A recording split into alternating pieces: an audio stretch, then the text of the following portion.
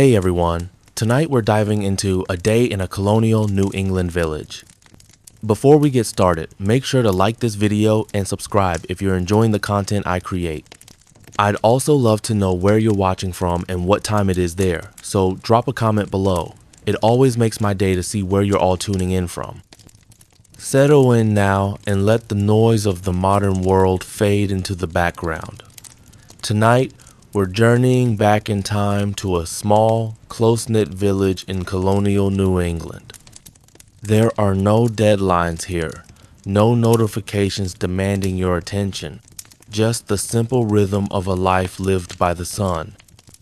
The air is clear, the silence is deep, and the stars are brighter than most of us have ever seen. Here, in this little pocket of the 17th or early 18th century, life is woven from necessity, faith, and the turning of the seasons. Everyone, from the youngest child to the oldest elder, has a role to play in the delicate dance of survival. This isn't a story of grand battles or political drama. It's a quieter story, about the ordinary and the everyday, the steady, repetitive pulse of a single day. It's a story of calloused hands and resilient spirits, of a community held together by shared hardships and simple joys. So close your eyes, breathe slowly and deeply, and let your mind drift back with me. Let's begin our day, not with a jarring alarm, but with the first faint whispers of dawn in a world lit only by fire and sky. The very first sensation of the day isn't light, but cold. It's a deep, penetrating chill that has seeped through the wooden walls and settled in the single room of the small house. It finds its way through the homespun wool blankets and linen sheets, a constant reminder of the New England wilderness just beyond the door. Before any light touches the horizon, something stirs. It's a quiet, practiced movement, born of a routine as old as the settlement itself. A figure rises from a straw-stuffed mattress, the rustle of the bedding, the only sound in the shared darkness. This is a home of little privacy, a space where an entire family sleeps, eats, and lives within the same four walls. The air is thick with the scent of wood smoke from last night's dying embers, the faint, earthy smell of the dirt floor, and the close, human scent of sleep. There's no grand gesture to start the day, only the most essential of tasks. And the first task, the one that everything else depends on, is the fire. Everything in this colonial home centers on the hearth. It's a massive structure of stone and clay, a dark, gaping mouth that seems to swallow what little warmth the room holds when it's dormant. Kneeling before it, the woman of the house, the good wife, gently coaxes the sleeping embers back to life. She carefully pushes aside the ash that insulated them through the night, revealing a soft orange glow. With a gentle breath, she adds a handful of dried grass and kindling, which catches with a satisfying crackle. The small flame flickers, casting dancing shadows on the rough timber walls and the low beamed ceiling. It is a precious, vital light. As the kindling catches, she adds larger pieces of wood split and stacked by the men and boys in a constant, necessary chore. The fire grows, a living thing in the heart of the home, pushing back the oppressive cold and the deep shadows of the pre-dawn hour. This fire is everything. It's the source of all warmth, the stove for all cooking, the boiler for all washing, and the only light the family will have once the sun goes down. Its hungry, constant demand for wood dictates so much of the family's labor. As the flames climb higher, their light reveals the simple realities of the room. A large wooden table, scrubbed smooth from years of use, a few sturdy stools, a spinning wheel, silent in the corner. On pegs driven into the walls hang the family's few sets of clothing, simple, practical garments of wool and linen. In a corner, a large wooden trunk holds their most valued possessions, Outside, the world is still a canvas of gray and black. A rooster crows, its call sharp and clear in the still era natural clock, signaling that the day's labor is about to begin. The man of the house and the older boys are stirring now, their movements slow in the cold. They pull on heavy woolen breeches, linen shirts, and thick stockings, their breath misting in the air. There's no time for pleasantries, no lingering good mornings. There is only a shared, unspoken understanding of the work that awaits. The good wife hangs a large iron kettle on a crane, a hinged arm that lets her swing the pot over the fire safely. Water, hauled from the village well the evening before, begins to heat for the day's first meal. The smell of the growing wood fire now fills the room, a scent of security and home that overpowers the lingering chill. Through the small greased paper window, the sky begins to soften, shifting from inky black to a deep, bruised purple. The village is waking. Thin trails of smoke begin to rise from the chimneys of the other modest homes clustered around the central green. The sun hasn't risen, but the day's work has already begun. As the first slivers of sunlight pierce the dense forest canopy, the village begins to hum with a quiet, purposeful energy. The day's labor is sharply divided by gender, a split born from pure necessity, where every task is vital for survival. For the man and his sons, the world outside the cottage door calls. Their first job is to tend to the livestock. The family cow, a precious source of milk, butter, and cheese, lows softly in the small, attached barn. She needs to be milked, her warm, sweet-smelling milk collected in a wooden pail. The pigs squeal for their morning feed of scraps and slop. The chickens are let out of their coop to scratch and peck around the homestead, providing valuable eggs and meat. These are not pets. Every animal has a purpose and represents a huge investment of the family's resources. Once the animals are tended, the men's focus turns to the fields. New England soil is notoriously rocky and stubborn, and farming is a constant battle. In the spring, before any planting can begin, the fields must be cleared of stones heaved to the surface by winter frosts. These stones are gathered by hand, a back-breaking task even for the youngest boys, and used to build the iconic stone walls that will eventually crisscross the landscape. The tools are simple and crude. A heavy, iron-bladed hoe, an axe for clearing trees, and for a more prosperous family, perhaps a clumsy wooden plow pulled by a patient team of oxen. The men move with a steady, rhythmic pace, their bodies accustomed to the strain. The sounds of their labor are the sounds of survival, the thud of an axe, the scrape of a hoe on stone, the quiet commands to the oxen. Their work is dictated entirely by the season, planting in spring, weeding in summer, harvesting in the fall, and the relentless task of chopping firewood in winter. Back in the cottage, the woman's world is just as demanding, a whirlwind of domestic production.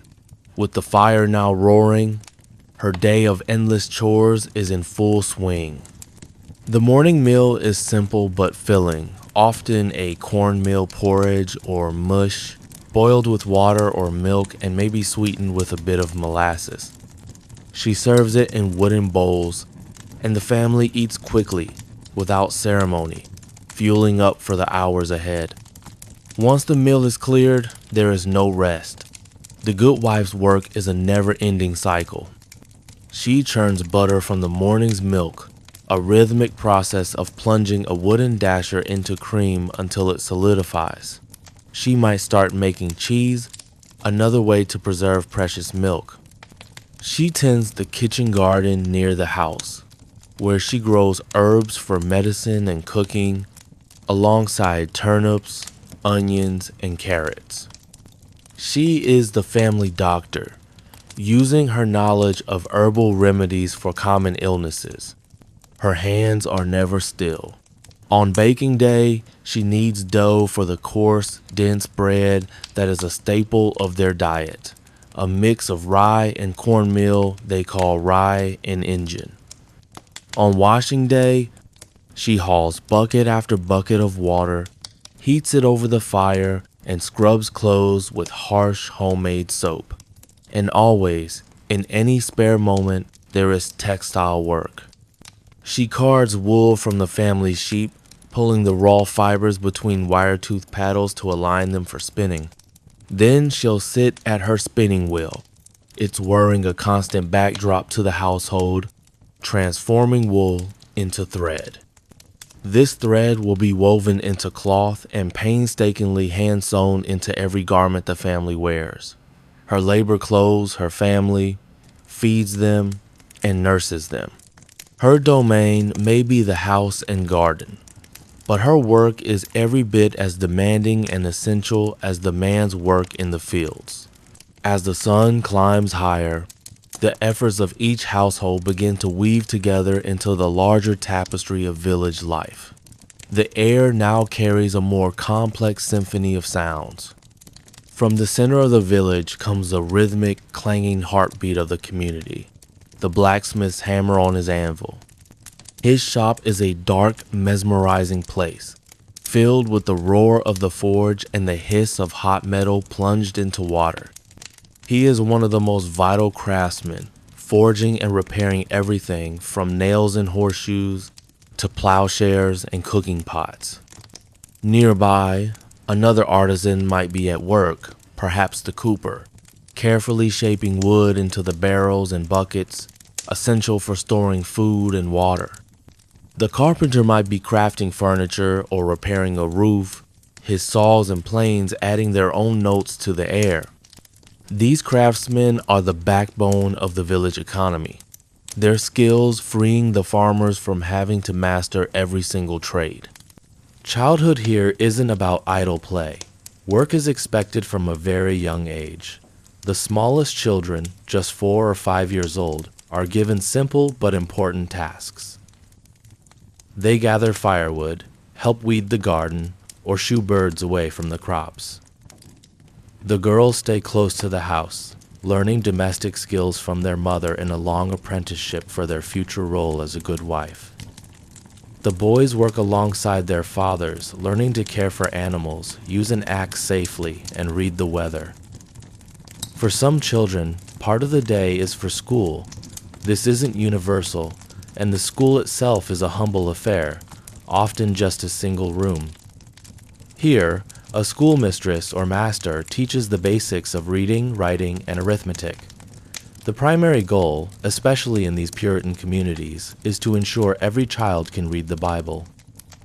Children sit on hard, backless benches, learning their letters from a horn book, a small wooden paddle with a paper showing the alphabet and the Lord's Prayer, protected by a thin, transparent sheet of animal horn. The school day is short and discipline is strict, built on the belief that idleness is a pathway to sin. The village itself is designed for this communal life, with houses clustered around a central green. A neighbor is never far away. News travels quickly, carried by a child on an errand or a woman chatting by the well. While life is hard, it is not solitary. The well-being of one family is tied to the well-being of the whole village. A fire, a sickness, or a failed harvest affects everyone. This shared vulnerability creates a powerful bond, a community that works together out of practical necessity as much as religious duty. Around noon, when the sun is at its highest, a pause comes to the village. The rhythm of labor eases as families gather for the midday meal, which they call dinner. This is the main meal of the day, meant to provide the strength needed for the long afternoon of work still to come. This isn't a leisurely lunch break, it's a functional, efficient refueling. The men and boys return from the fields, faces beaded with sweat and hands stained with earth, the cool, smoky dimness of the cottage a welcome respite from the sun. The meal itself is proof of the family's hard work. It's almost always a one-pot meal, a practical choice that saves firewood and time. The centerpiece is often a pottage or stew, simmering for hours in an iron pot over the hearth. The ingredients reflect the season: fresh vegetables in the summer, perhaps flavored with salted pork, venison or wild turkey after a successful hunt in the fall. Alongside the stew, there is always bread. It's a dense, dark, and filling loaf of rye and cornmeal, perfect for dipping into the stew and wiping the wooden trenchers clean. To drink, you wouldn't find fresh water at the table. While the well water was often drinkable, the common beverages were fermented cider or a weak, small beer, which even the children drank. These were safer, more reliable, and provided extra calories for their demanding lives. The family gathers around the simple wooden table, sitting on long benches or stools. The father sits at the head, and they eat directly from shared wooden or pewter trenchers. Spoons are common, but forks are a rarity. Most eat with their hands or a knife. The atmosphere isn't one of lively conversation.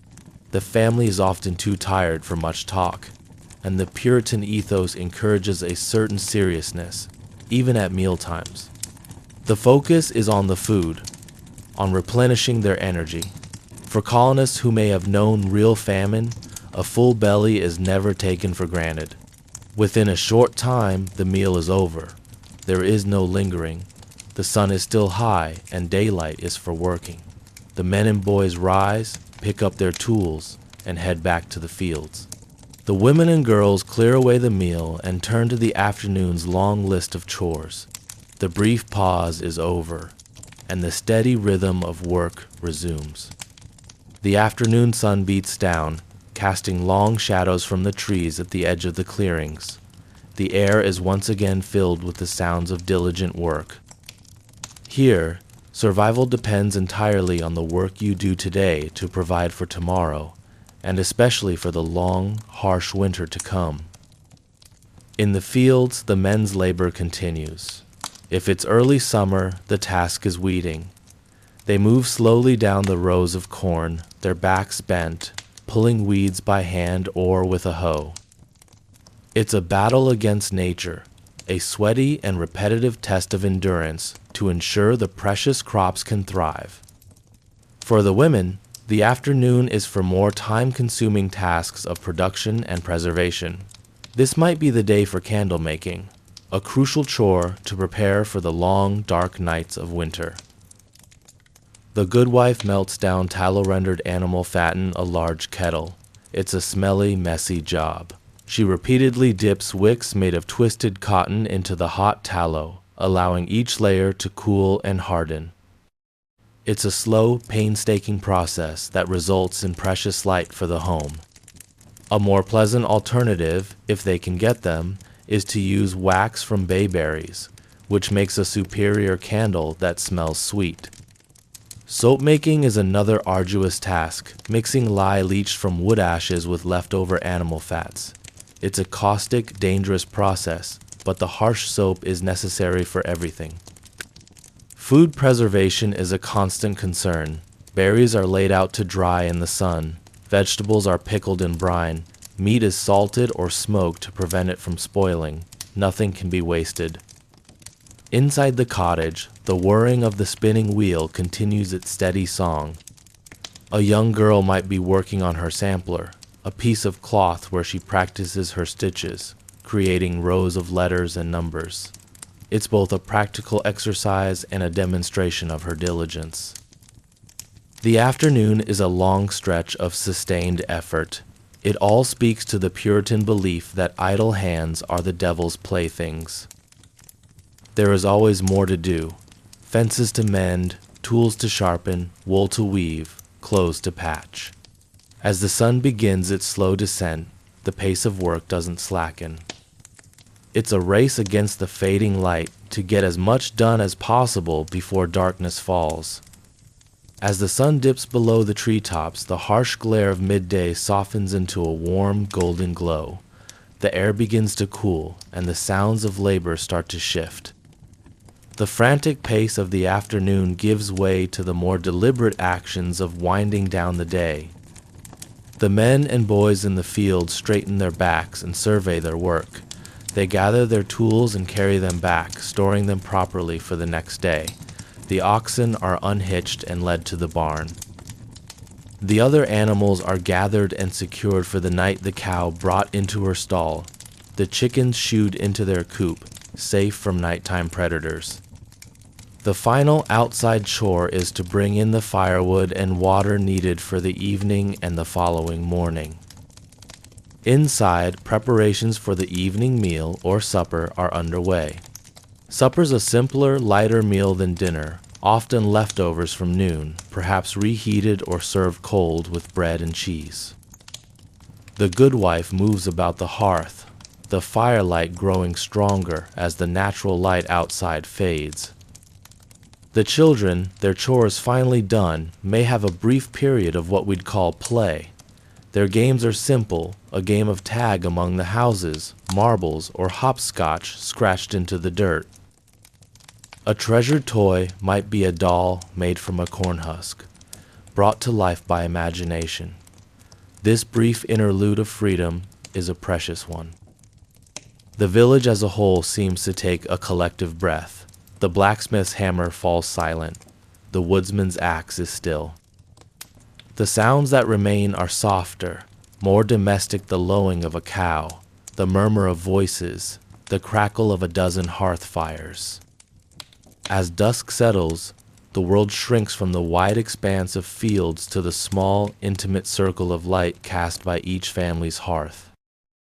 The cottage door is barred, not just against the night chill, but against the vast, dark wilderness surrounding their small pocket of civilization. The family is together, their day of labor in the outside world complete. The fading light signals an end to one kind of work and the beginning of a quieter phase of their day. The last daylight has vanished. Outside is complete darkness. Inside, the fire is the center of the universe. The family draws close, their faces lit by its flickering orange glow. The evening meal is eaten slowly, in the comparative quiet of the day's end. After a long day of hard work, they are tired, their muscles ache, but they are together, and there is food. After supper, the evening is not for pure leisure. The Puritan work ethic doesn't stop when the sun goes down. The father might spend the time mending a tool handle or a leather strap, his hands working carefully in the dim firelight. He might be shelling corn or sharpening his tools for the next day. For the women, the work is never truly done. The good wife and her older daughters bring out their sewing or knitting, their needles clicking softly in the quiet room. There are always clothes to mend or new garments to be made. The spinning wheel might even be brought close to the fire, its familiar whir a soothing domestic sound. While their hands are busy, this is also a time to strengthen the bonds of family and community. The father or mother might recount stories from the Bible or tell tales of their own past off the journey from England or the early difficult years of the colony. These stories connect the children to their heritage. If a neighbor visits, they'll pull up a stool to the fire, and the evening will be filled with quiet talk of village affairs. For the children, this is time for their final lessons. They might practice reading from the Bible, their small voices stumbling over the difficult words under a parent's patient guidance. Faith is at the core of their existence, and teaching the children Scripture is a parent's most solemn duty. The firelight plays tricks on the eyes, making familiar objects seem mysterious. The shadows in the corners deepen, and the world outside the small glowing circle of the hearth feels very far away. The only sounds are the crackle and pop of the fire, the soft murmur of voices, the rhythmic click of knitting needles, and perhaps the wind howling outside a reminder of the wildness they've held at bay for another day. The last embers of the fire are banked for the night, covered with a careful layer of ash to preserve their heat until morning. The room grows dark, the shadows swallowing up the corners until only a faint residual glow remains. The family prepares for sleep, a swift and simple process. Sleepwear is a simple, long linen shift or shirt. Before bed, the family gathers for evening prayers. The father leads them, his voice low and steady. They give thanks for surviving another day, for the food they ate, and for the shelter of their home. They pray for protection through the night and for the strength to face tomorrow's labors. Religion isn't just for Sundays. It's woven into the fabric of daily life. The beds are humble. The parents might have a larger bed frame, but the children often sleep in a trundle bed pulled out from underneath, or on simple pallets on the floor. The mattresses are stuffed with straw or corn husks, and they rustle with every movement. On a frigid night, they might use a warming long-handled pan filled with hot coals, pass quickly between the linen sheets to take the icy chill off the bed. It's a small but deeply appreciated comfort. The family settles down, their bodies close together in the small space. There's no such thing as a private bedroom. The whole family shares the same sleeping area. The house falls into a deep silence, broken only by the sigh of the wind and the occasional pop from the cooling hearth. Sleep comes easily after a day of physical toil. There is no blue light from screens to keep the mind racing, no complex worries about careers or distant events. Their concerns are immediate and tangible: the weather, the crops, the health of their family. The exhaustion from their labor is a powerful sedative, pulling them down into a deep and necessary rest. Huddled together against the cold, the family is an island of warmth and humanity in the vast, quiet wilderness. The day is done, and so the village sleeps. Under a vast dark sky pricked with countless stars, the small collection of houses rests in silence. The fields are quiet, the tools are still, and the animals are secure. The only sound is the gentle whisper of the wind through the tall pines, a sound that has been the lullaby of this land for centuries. Inside each home, the embers of the hearth glow faintly, a promise of the morning to come. On the next morning, the cold returns not as a surprise but as a familiar companion. The fire's warmth has dwindled to a soft ember. Once again, the good wife is the first to stir. Her breath fogs the air as she pushes aside the woolen blanket and slips quietly from bed, careful not to wake the rest of the family. She tends the hearth, coaxing life into the coals and breathing warmth back into the still house. The rhythmic tasks of the previous day repeat with quiet purpose. Soon, water begins to heat in the kettle, and a simple porridge is prepared. The scent of smoke and cooking once again fills the one-room home. Children stretch and rub their eyes, emerging from the shared bed in layers of linen and wool. There's no talk of rest or complainingly the steady rhythm of necessity. As dawn breaks, faint light seeps through the greased paper windows, coloring the cottage in soft gold. Outside, the village is wrapped in fog. Roosters crow and dogs bark in the distance. Life resumes. The men walk toward the fields with tools slung over shoulders. Some carry baskets of seed, others push carts of stones cleared from the land.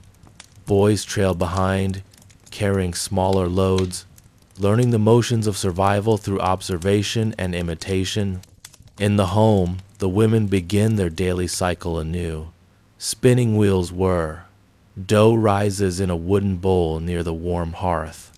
On this particular morning, the good wife starts the process of soap making, a necessary but harsh task. Lye is leached from ashes, and animal fat is rendered down. The acrid smell fills the room as she stirs the mixture in a large kettle with steady hands. Her daughter helps, measuring and preparing cloths. On the next morning, the faintest glimmers of sunlight crept through the small, wavy panes of glass in the village house, announcing a new day in colonial New England.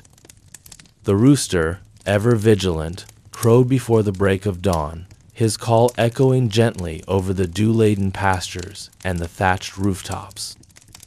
The air carried the crispness of early spring, tinged with the earthy scent of moist soil and the distant promise of blooming wildflowers. Within the modest wooden house, the family stirred in their beds. The mother, Anne, rose first, her movements quiet and practiced. She carefully slipped from beneath a patchwork quilt, mindful not to disturb her youngest child, Sarah, whose gentle breathing matched the rhythm of the morning. The fire in the hearth had dwindled to embers, and Anne, with a practiced hand, added kindling to coax it back to life.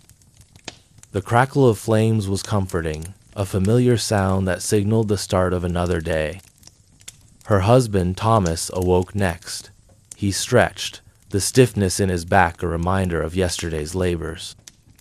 He donned his simple homespun shirt and woolen breeches, his mind already turning to the tasks ahead.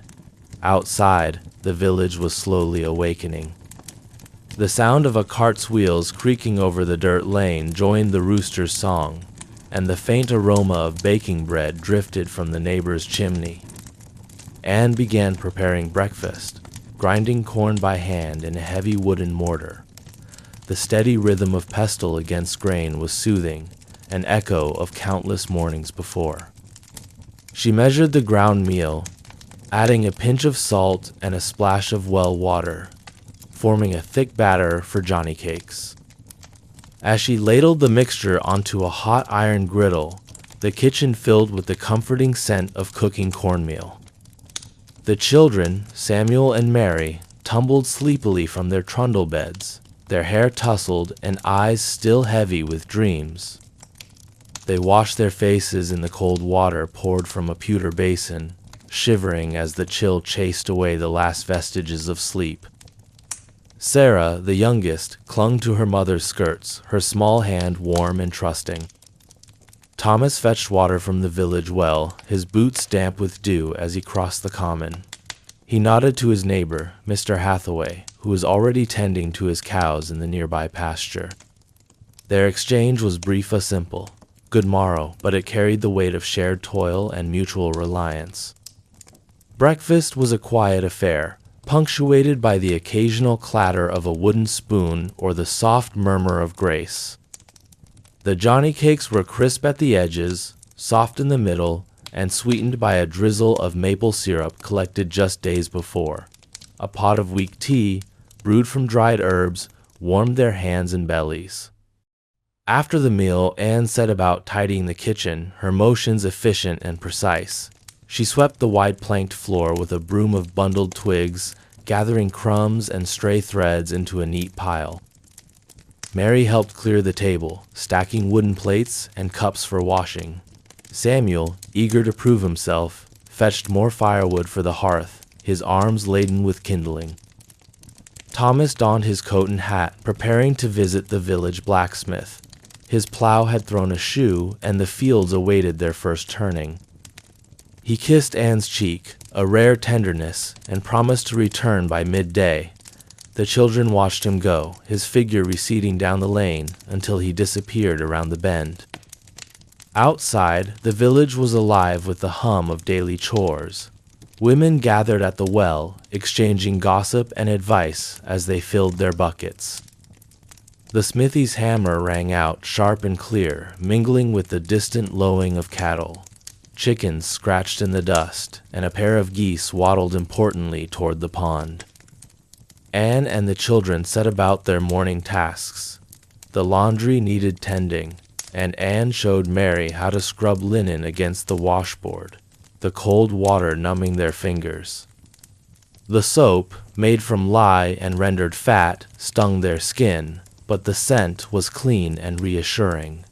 Samuel, meanwhile, was tasked with gathering eggs from the chicken coop.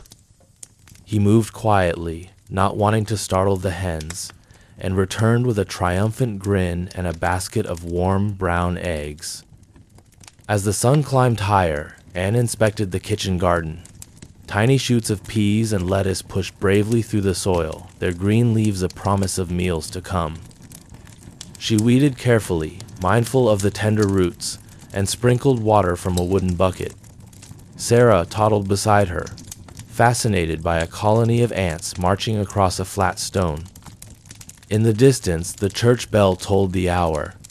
Its deep, resonant notes drifted over the fields, a reminder of the passage of time and the rhythms of village life.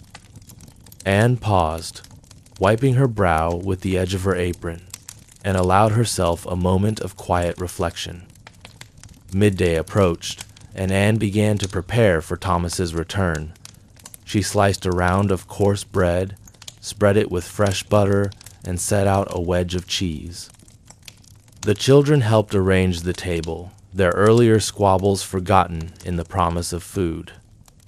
Sarah napped in her cradle, lulled by the gentle creak of its wooden runners.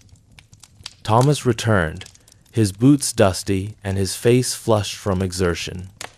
He carried a newly shod plowshare and a bag of nails, gifts from the blacksmith. His greeting was brief, a nod and a half smile, but his eyes softened as he ruffled Samuel's hair. The family ate together, their conversation meandering from the day's chores to the upcoming market day. Thomas spoke of the blacksmith's Noosa stray dog found near the woods, a rumor of traders passing through next week. Anne listened, her hands busy but her attention keen. After the meal, Anne washed the dishes in a basin of warmed water, setting them to dry on a wooden rack. Thomas repaired the fence along the pasture, his hammer rising and falling in a steady rhythm. The children played nearby, their laughter mingling with the rustle of wind in the trees. As afternoon waned, Anne gathered her sewing and settled by the window. She patched a worn sleeve, her needle flashing in the golden light. Mary sat at her feet, learning to stitch a sampler, her brow furrowed in concentration. Samuel practiced his letters on a slate, his tongue poking from the corner of his mouth. The village quieted as evening approached. Smoke drifted lazily from chimneys, and the shadows grew long on the common. Thomas returned from the fields, his hands stained with earth and sweat. He washed at the pump, the cold water a welcome relief. Supper was simple stewed beans, boiled potatoes, and a slice of apple pie saved from the previous day. The family ate by candlelight, the flickering flame casting gentle shadows on the walls. Conversation was subdued, the day's labors leaving them content but weary. After supper, Anne read aloud from the family Bible, her voice steady and calm. The children listened, their eyelids drooping, the cadence of her words a soothing lullaby. Thomas dozed in his chair, his head nodding with the gentle rhythm. At last, the children were tucked into bed, their dreams untroubled. Anne and Thomas lingered by the hearth, the fire's glow warming their faces. They spoke in low voices, sharing hopes and worries, their bond strengthened by the quiet companionship of another day completed. Outside, the village slept, wrapped in the gentle embrace of night. The stars shimmered above, their light cold and distant, while the earth below pulsed with the quiet life of a colonial New England village. The morning would come again, bringing with it the endless, comforting cycle of work and rest, joy and sorrow that defined their days. In the next morning, the first pale light of dawn seeped through the tiny window panes, casting faint patterns on the worn floorboards of the humble house. Anne was already awake, sitting at the edge of her straw-stuffed mattress, listening to the familiar sounds of the world around her.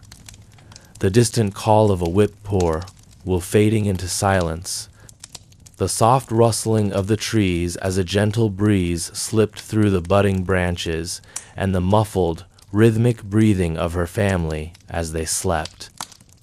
Today was not an ordinary day. Today was market day, a rare and significant event in the village, when families would gather their goods and walk together to the center of town to barter and trade for the things they could not make or grow themselves. It was a day of anticipation, careful preparation, and, for the children, a sense of excitement that broke the usual rhythm of their week. Anne rose quietly, careful not to disturb the others. She wrapped a shawl around her shoulders and padded softly into the kitchen. The fire had faded to cold ash, so she knelt by the hearth, arranging kindling and dry twigs with practiced hands. Striking a flint, she coaxed a spark to life, blowing gently until the flames caught. The warmth slowly spread through the small kitchen, chasing away the morning chill. She began to prepare the dough she had left to rise overnight, soft, yeasty, and fragrant. It would become the day's bread. Anne flourished her hands in the dough, kneading methodically, her mind moving ahead to the day's tasks. She would need to pack the butter churn, wrap the rounds of cheese in linen, and carefully gather the eggs laid by their hens the day before. Each item was precious, the fruit of many hours of labor, and would be traded for salt, spices, or perhaps a length of cloth. As the aroma of baking bread began to fill the room, Thomas awoke, stretching his arms and shoulders with a satisfied sigh. He pulled on his homespun shirt and breeches, then made his way to the kitchen. He greeted Anne with a quiet "good morrow," and together they discussed the plan for the day. Thomas would load the handcart with the heavier items: firewood, a few sacks of potatoes, and a bundle of dried herbs. Anne would see to the more delicate goods, wrapping the eggs in straw and the butter in clean muslin. The children soon joined them, their faces bright with anticipation. Samuel, always eager, volunteered to help fetch water from the well. Mary and Sarah, clutching their small wooden pails, followed close behind, their laughter echoing down the dirt path. At the well, they met several other village families, each busy with similar preparations. Greetings were exchanged, baskets compared, and news shared in hushed voices. Back at home, Anne and Mary set about packing their wares. They lined a wicker basket with soft, clean rags, nestling the eggs in a bed of straw. The cheese, wrapped carefully in linen, was placed alongside a small crock of creamy butter. Anne added a bundle of dried sage and thyme, their scent sharp and fresh.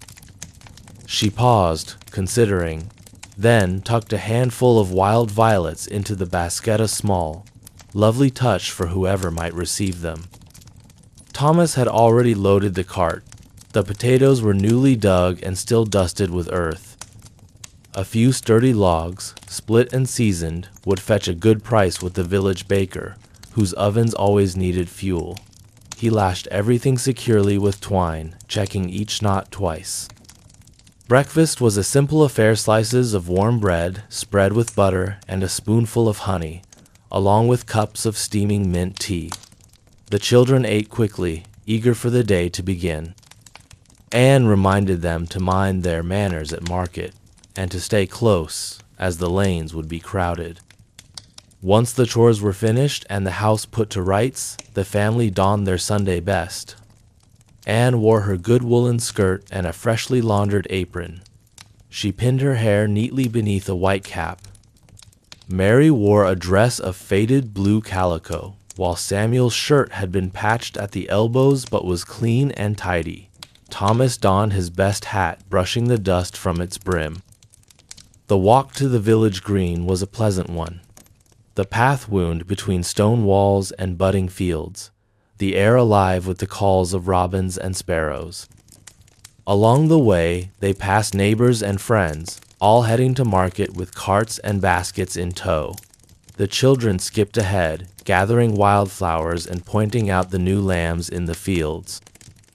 As they drew closer to the village center, the sounds of market day grew louder: a cheerful clamor of voices, the bleating of goats, and the clattering of hooves on the packed earth. Stalls had been set up along the green, their tables laden with goods, jars of preserves, skeins of homespun yarn, baskets of apples, and bolts of cloth. There was a lively sense of community in the air, an unspoken acknowledgement that for a brief time, everyone's ordinary cares were set aside in favor of trade, conversation, and shared purpose. Anne guided her family to their usual spot beneath a spreading elm tree. They laid out their wares on a clean cloth, arranging everything with care. It was important to present their goods while neatness and order were a sign of respect for both the buyer and the seller. Thomas took charge of the firewood and potatoes, chatting amiably with the baker's apprentice as he negotiated a fair trade for fresh bread and a jug of cider. Mary and Samuel watched with wide eyes as merchants and villagers bustled past. Mary helped her mother offer samples of cheese to an elderly woman who smiled and nodded her approval. Samuel, ever curious, wandered over to watch a tinsmith at work, fascinated by the way the man shaped thin sheets of metal into cups and lanterns. Throughout the morning, the family bartered and traded. Anne exchanged her butter and eggs for a pound of salt and a roll of blue thread. She admired a bolt of flowered calico, but decided it was too dear for now. Instead, she purchased a small packet of cinnamon, a rare treat that would make their next batch of apple pies especially fragrant. Neighbors stopped by to exchange news. Mrs. Hathaway shared word of a new calf born on her farm, while Mrs. Pritchard showed off a length of lace she had purchased from a traveling peddler. The children listened to tales of distant towns, of ships arriving in Boston Harbor, and of goods brought from across the sea. As midday approached, the air grew warm and fragrant with the scent of roasting meat and fresh bread. Anne purchased a hot meat pie from the village cook, sharing it with Thomas and the children beneath the shade of the elm. They ate in companionable silence, savoring each bite. Sarah, her face smeared with gravy, clapped her hands in delight. After lunch, Anne visited the apothecary's stall. She needed remedies for the coming spring. The children would need protection from colds and fevers, and Thomas's back often ached after long days in the field. The apothecary, a kindly man with a gentle voice, offered her a small jar of liniment and a pouch of dried willow bark. Anne thanked him and paid with a round of cheese. The market bustled on, each moment filled with the steady rhythm of trade. Anne admired a display of handmade candles, their beeswax scent rich and comforting. She selected two, saving them for Sabbath evenings when the family would gather around the hearth to read and tell stories. Mary and Samuel were given a rare treat, a penny each to spend as they pleased. Mary chose a tiny wooden doll, its painted face bright and cheerful. Samuel, after much deliberation, bought a small tin whistle, its clear notes carrying across the green like a call to adventure. Both children were delighted, their treasures clutched tightly in their hands. As the afternoon wore on, the market began to quiet. Families packed their goods, exchanged farewells, and began the walk home. Anne gathered the remaining items, tucking the new purchases safely into the basket. Thomas loaded the cart, his arms tired but his spirits high. On the walk home, the children recounted every detail of the day, the sights, the sounds, the new friends made and old friends greeted. Anne listened with a smile, her heart full of gratitude for the small joys and simple pleasures that filled their lives. Back at the house, the family unpacked their purchases. Anne stored the salt and cinnamon in the pantry, setting aside the candles for a special occasion. The children played with their new treasures, their laughter a sweet counterpoint to the quiet evening. Thomas sat by the hearth, rubbing liniment into his sore shoulders. Anne joined him, her hands gentle as she massaged the aching muscles. They spoke softly, sharing thoughts about the day, the bargains made, and the news heard at market. Supper was a simple meal of bread, cheese, and apples, eaten by candlelight. The family gathered around the table, their faces illuminated by the warm, flickering glow. Afterward, Anne read a few verses from the family Bible, her voice calm and steady. As night fell, the children were tucked into bed, their bodies weary but their minds still busy with memories of the day. Anne and Thomas lingered by the fire, the embers glowing softly in the hearth. They listened to the sounds of the night, the distant hoot of an owl, the gentle sigh of the wind, and the peaceful breathing of their sleeping children. Outside, the village lay quiet and still, the bustle of market day now a memory. Stars twinkled above, their cold light casting a gentle silver over the rooftops and fields. Anne gazed out the window, her thoughts drifting like the clouds across the moonlit sky. Tomorrow would bring new tasks, new routines, and new challenges. But for tonight, there was peace, a quiet contentment born of hard work, simple pleasures, and the enduring bonds of family and community. As the fire faded to glowing coals, Anne and Thomas prepared for bed. They spoke softly of their hopes for the coming days, good weather for planting, health for their children, and the promise of another market day in the months ahead. With a final glance at the sleeping village, they settled into bed, their hearts full and their spirits at rest. The house grew silent, save for the gentle crackle of the dying fire and the slow, steady breathing of a family bound by love, tradition, and the quiet rhythms of life in a colonial New England village. On the following morning, the sky was a tapestry of soft gray clouds, their billows tinged with gold as the sun struggled to emerge from behind the hills. The air carried a damp coolness, heavy with the scent of fresh earth and the promise of a new day. Anne rose quietly, her body accustomed to the early hours, and paused for a moment at the window, watching the mist drift across the fields. The world seemed hushed, as if the village itself was holding its breath, waiting for the day to begin. After the usual morning routines, rekindling the fire, preparing a porridge of oats and dried fruit, and stirring the children from their beds, Anne gathered Samuel and prepared for their walk to the blacksmith's forge. Their iron kettle had sprung a leak, a steady drip that wasted precious water, and Thomas's hoe needed a new handle. These were the kinds of repairs that could not wait, and so, bundled in shawls and cloaks, Anne and her son set out toward the center of the village, tools and kettle in hand. The path to the blacksmith shop wound through the heart of the village, past tidy dooryards and split-rail fences. Smoke curled from the chimneys, the smell of burning wood mingling with the faint sweetness of spring blossoms. Samuel skipped ahead, his eager footsteps splashing through shallow puddles left by last night's rain. He carried the hoe with both hands, careful not to drag it against the stones.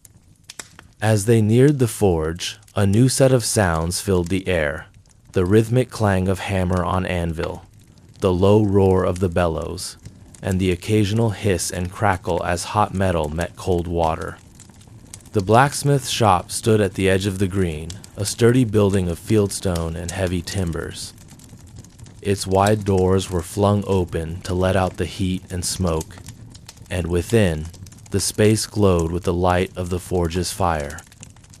Mr. Beckett, the village blacksmith, was a large man with arms like tree trunks and a face darkened by soot and sweat. He wore a leather apron, thick gloves, and a kerchief tied around his neck. As Anne and Samuel approached, he greeted them with a nod, setting aside the horseshoe he was shaping. His eyes crinkled in a smile, and he motioned them inside. "Good morrow, Mrs. Carter, and young Master Samuel. What can I mend for you this fine morning?" Anne explained the troubles with the kettle and the hoe, her voice soft but clear above the din.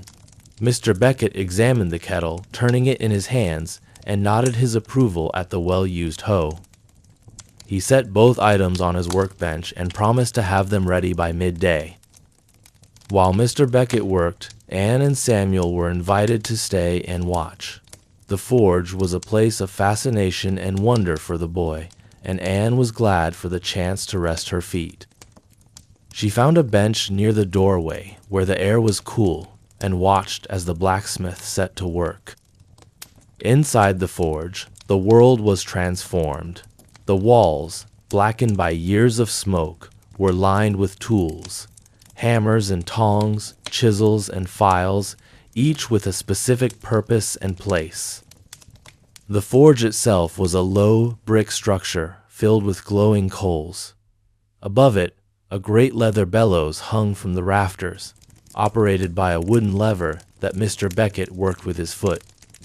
Every time he pressed, the fire roared brighter, sparks leaping into the air like tiny stars. Mr. Beckett began with the kettle, heating the base until it glowed a dull red. He worked with practiced precision, tapping the metal with his hammer, coaxing it into shape. The sound of metal striking metal was sharp and musical, echoing through the shop in a rhythm as old as the village itself. Samuel watched with wide eyes, his hands clenched in excitement. The blacksmith explained his work as he went, his voice rumbling like distant thunder. "Iron's a stubborn thing," he said, "but it yields to patience and skill. You heat it, shape it, cool it, and heat it again. Each time it becomes a little stronger, a little more willing to serve." Anne listened, her mind wandering as she watched the interplay of fire and metal. She thought of all the tools and implements that passed through the blacksmith's hand plows and horseshoes, nails and hinges, locks and latches. Each was vital to the life of the village, each a testament to the quiet strength and endurance of its people.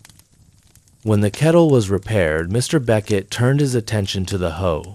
He selected a length of seasoned ash from a rack near the wall and shaped it into a handle with swift, sure strokes. The smell of fresh-cut wood mingled with the scent of hot iron, filling the shop with a fragrance both earthy and ancient. He fitted the blade to the handle, securing it with a pair of iron rivets, then tested the tool with a few expert swings. While Mr. Beckett worked, other villagers came and went. Mrs. Hathaway with a broken door hinge, young Jacob with a bent nail, the miller's apprentice with a wagon wheel in need of repair. Each was greeted with the same patient courtesy, each left with a word of thanks and a promise to pay when the harvest came in. Samuel, emboldened by the blacksmith's friendliness, asked if he might try the bellows.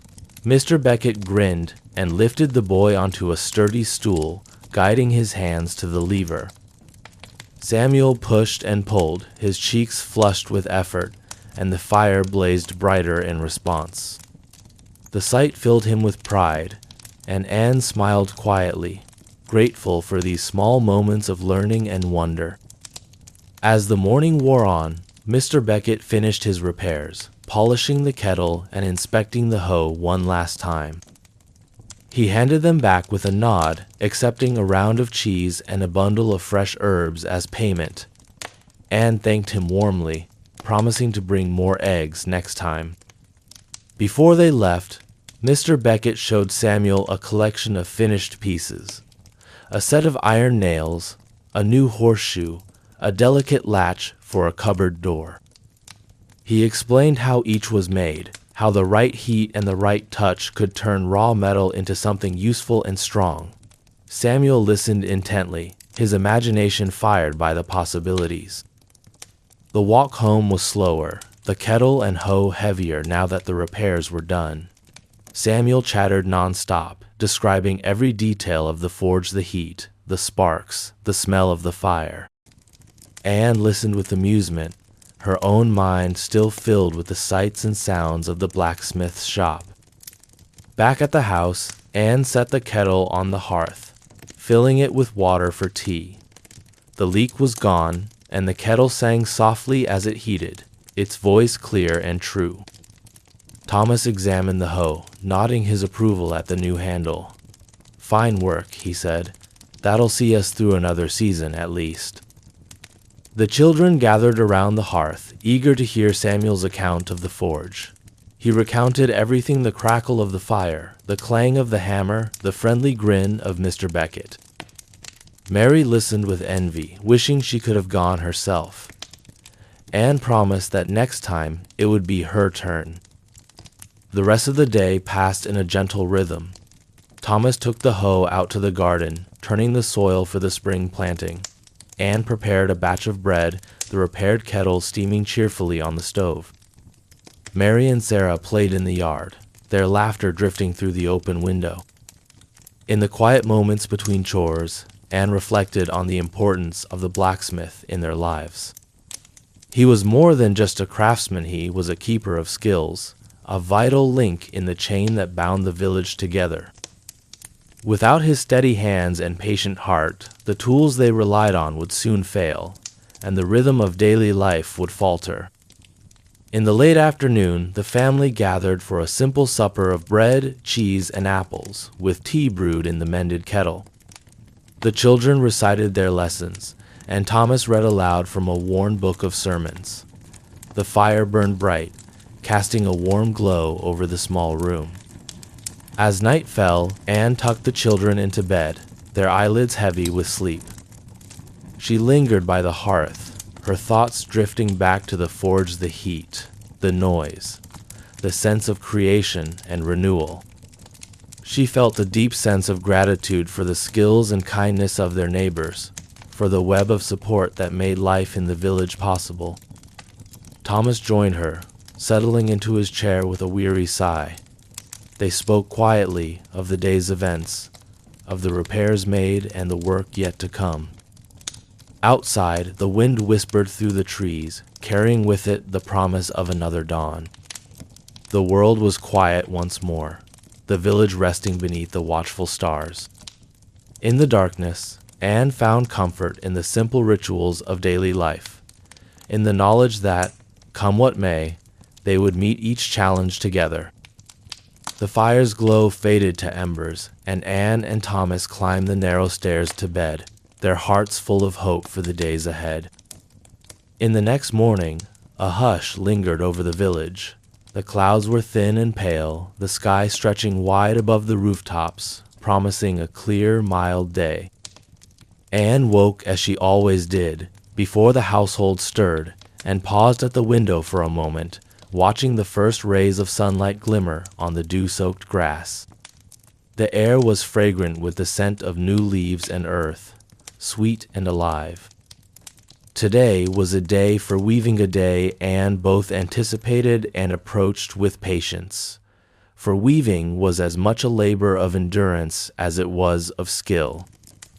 The family stores of cloth were running low, and with the market behind them and summer approaching, it was time to replenish what they needed for shirts, aprons, and mending.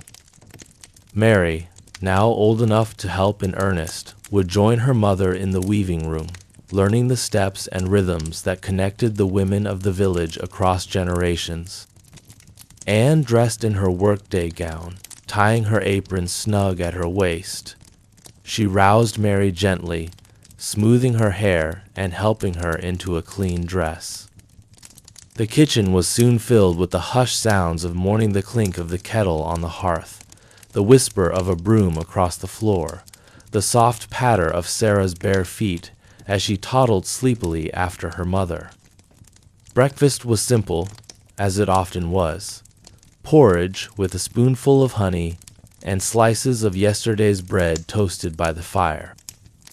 Thomas and Samuel had their own chores to attend in the garden and barn, but today, Anne and Mary would spend the bulk of their time indoors, tending to the loom and spools. After breakfast, Anne led Mary up the narrow stairs to the weaving room, a small chamber tucked beneath the eaves. The room was bright with morning light, filtered through the wavy glass of a single window. Dust motes danced in the sunbeams, and the air was faintly perfumed with the scent of dried lavender hung to keep the moths away. Against one wall stood the great wooden loom, its frame sturdy and worn smooth by decades of use. The loom had belonged to Anne's own mother, and before her, to her grandmother, a family heirloom, its creaks and groans as familiar as a heartbeat. Skeins of wool and flax hung from pegs on the wall, and baskets of carded fleece and spun yarn lined the shelves. Anne checked the warp-long threads stretched taut across the loom, ready to receive the weft. She ran her fingers over the threads, feeling for snags or knots, and adjusted the tension with a practiced hand.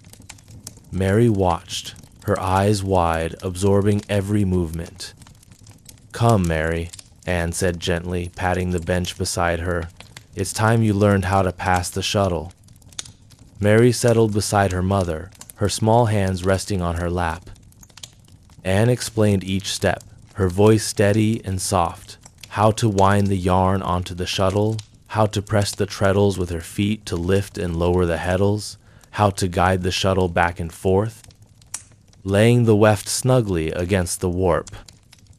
At first, Mary's movements were hesitant, her hands unsure. The shuttle wobbled in her grasp, and the weft lay uneven across the cloth. But Anne was patient, encouraging her to try again, to listen to the rhythm of the loom, the thud of the beater, the soft swish of the shuttle, the click of the heddles. Gradually, Mary's confidence grew, her motions smoothing and steadying as she found the cadence that all weavers know. While Mary worked the shuttle, Anne carded wool, drawing the fibers out with her combs, smoothing and blending them into soft, fluffy rolls. She spun the wool into yarn on her wheel, the treadle working in time with her foot, the spindle whirring quietly. The sound of the spinning wheel was soothing, a gentle hum that filled the room with peace.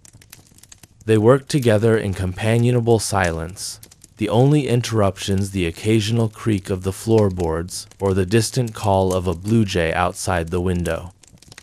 The cloth grew slowly on the loom, inch by inch, row by row, a pattern of blue and white stripes, simple and pleasing to the eye.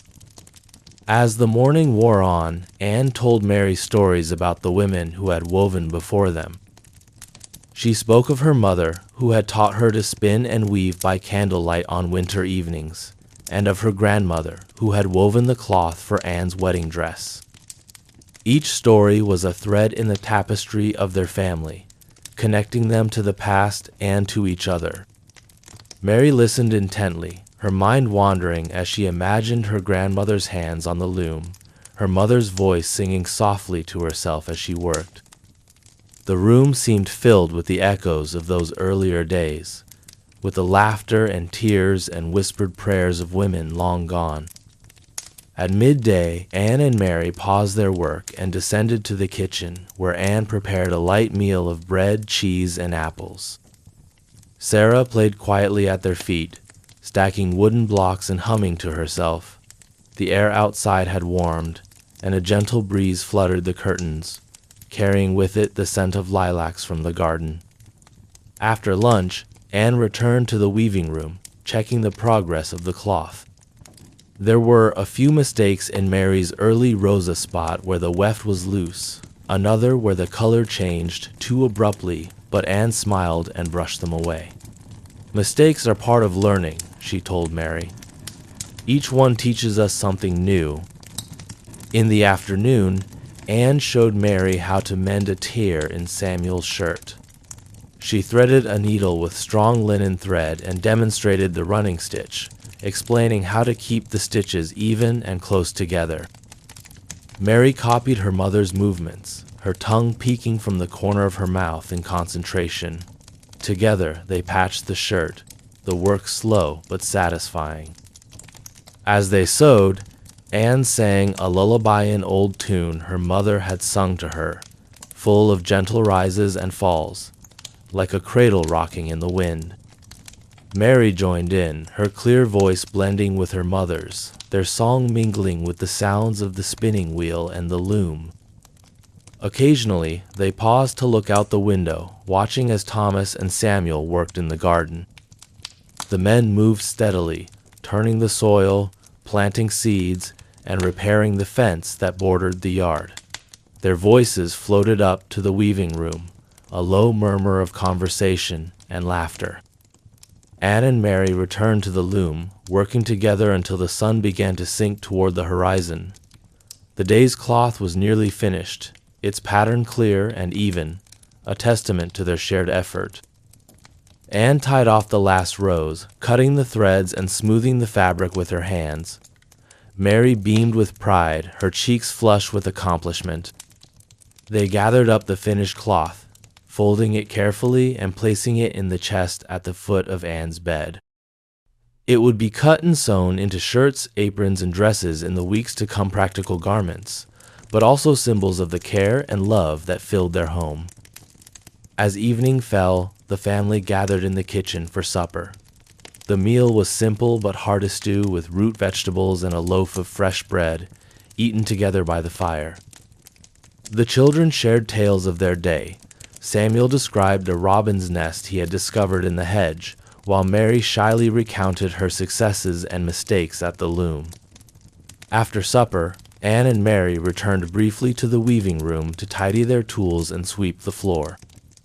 Anne showed Mary how to hang the skeins of yarn so they would not tangle, and how to cover the loom to protect it from dust and moths. The room was dim in the fading light, but it felt warm and safe, a small sanctuary within their busy home.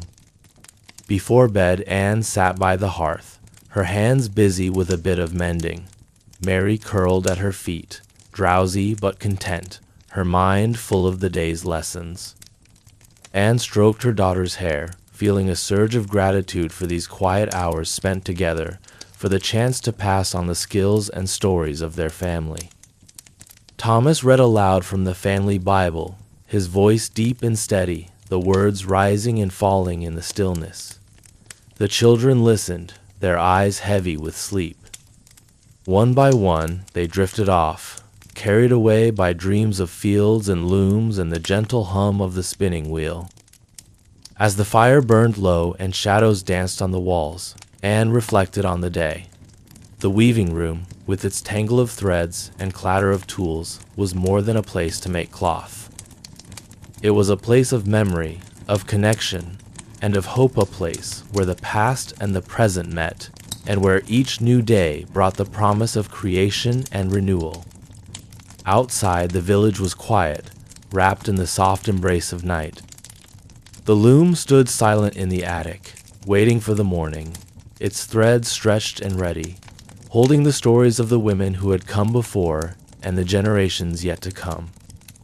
The sun had only just begun its steady climb into the blue, leaving behind soft traces of dawn dew on grass and fence posts. A faint golden mist clung to the edges of the pastures like a shawl not yet shaken off. The village stirred in quiet wayshoes thudding gently on packed earth, roosters announcing the hour with voices sharpened by the chill, and doors creaking open to invite in the day. But among the most joyful awakenings were the soft footsteps and suppressed giggles of the village children, already slipping from their chores and breakfast bowls, drawn like sunflowers toward the growing warmth and freedom of another morning to call their own. The old birch grove behind the meeting house was a favorite gathering spot. Its trunks were tall and pale, smooth to the touch and peeling in curls like paper.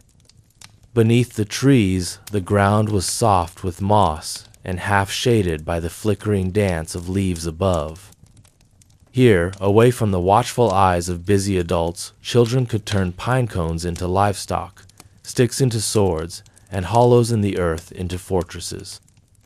Mary, now comfortably part of village life, clutched her brother Joseph's hand as they crossed the footbridge toward the grove. A fine morning lay ahead. The air was full of promise, the kind that only young hearts could feel. They weren't alone for long. Already, 3 other children had gathered beneath the largest tree, passing a worn hoop from one to another, tapping it along with crooked sticks and cheering when it rolled straight for more than a few paces. Mary, called Ruthie, a girl just a year older with bright brown eyes and a gap between her front teeth. "Come quick. We're playing tag next, and Samuel's it." From behind the tree came a boy's sudden roar. Not of anger, but theatrical intent. Samuel leapt out, arms wide, and the group scattered in a flurry of shrieks and laughter. Mary let go of Joseph's hand long enough to dart around the trunk and loop back, her feet light and bare on the loamy ground.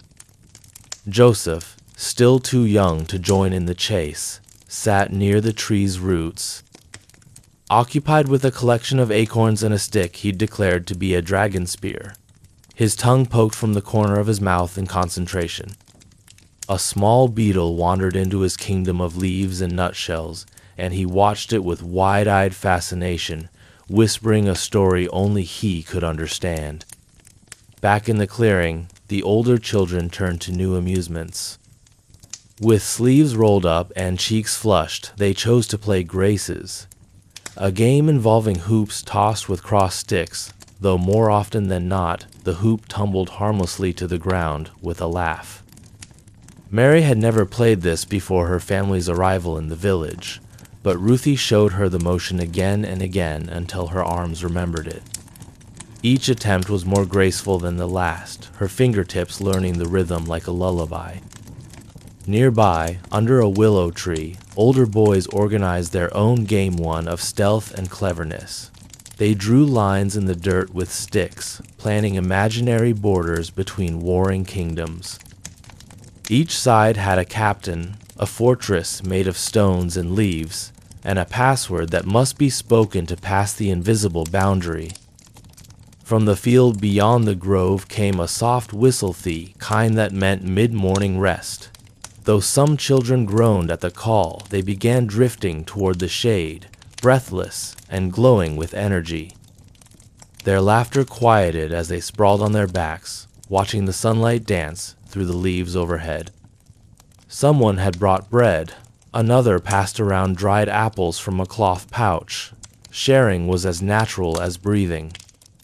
They sat in a loose circle, legs stretched, cheeks still pink, and spoke of imaginary creatures in far-off lands, mixing real names with fantasy dragons that lived under the miller's pond, fairies hidden in the tall grass behind the meeting house, and ghosts that whispered only to children in the bell tower after dark.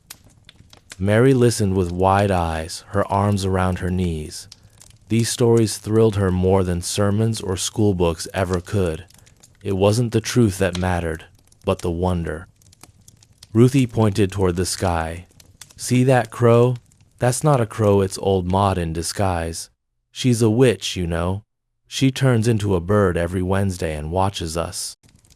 "Then we must trick her," Samuel said solemnly. "She won't know our names if we all speak backward today."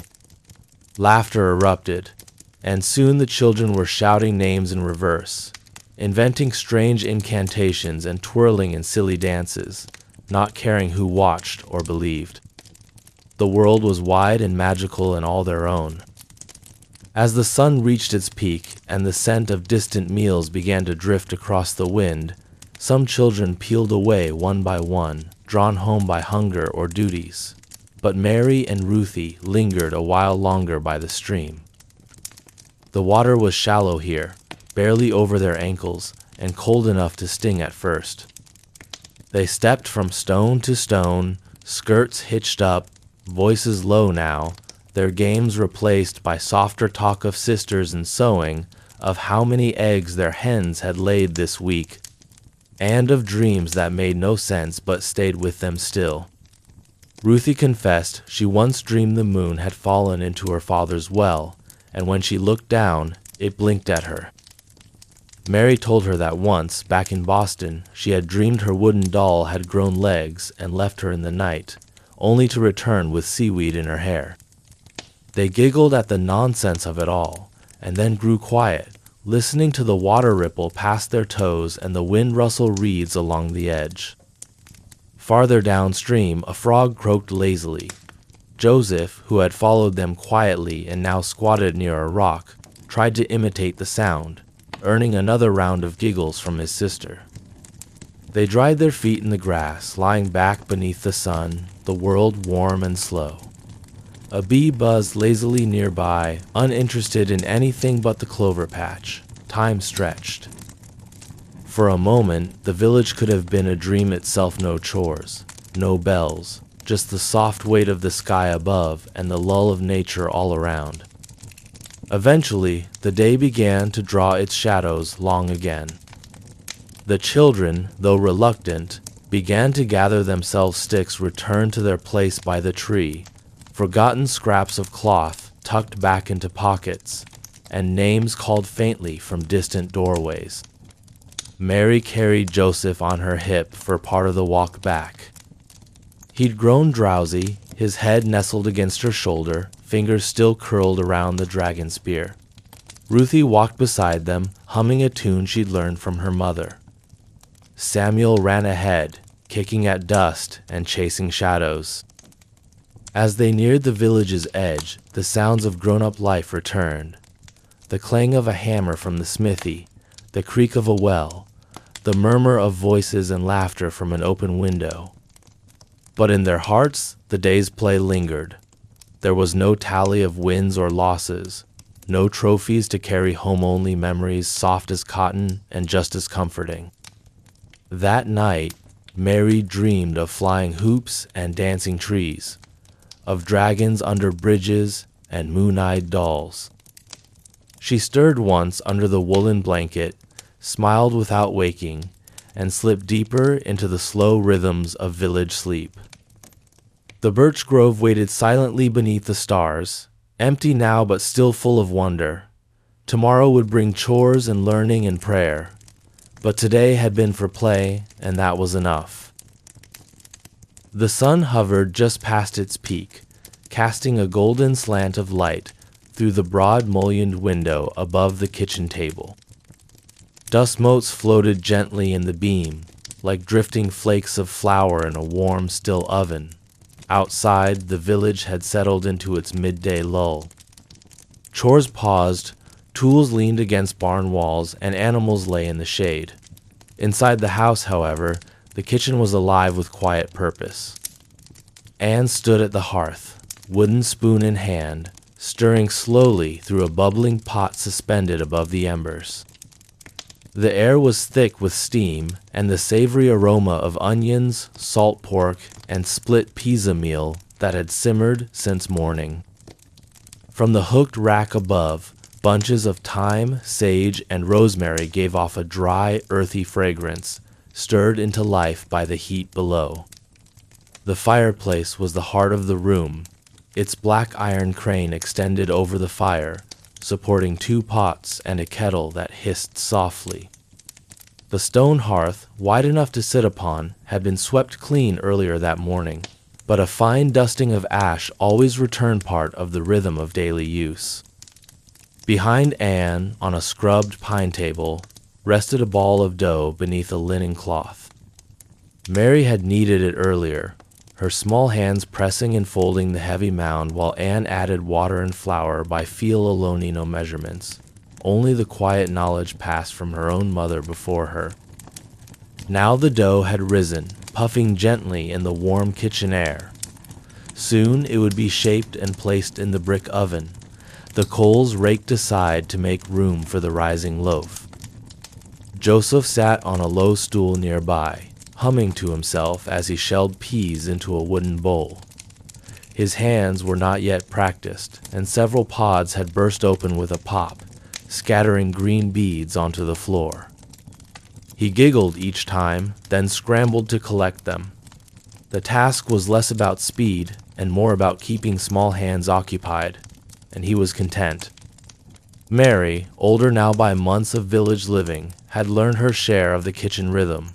She stood beside the butter churn, hands gripping the dasher, lifting and plunging in a slow, steady rhythm. The cream inside sloshed with each motion, its soft sound folding into the fabric of the room like the ticking of a distant clock. Anne glanced over her shoulder and smiled. "Keep the rhythm, dear. Butter's shy. She likes patience." Mary smiled without stopping, her arms moving with growing confidence. She had heard that phrase many times now that butter was shy, or dough was temperamental, or broth only thickened if you didn't stare too long. The kitchen was full of such sayings, half superstition and half wisdom, but all tied to the living rituals of the hearth. A low creak signaled Thomas's return from the woodshed.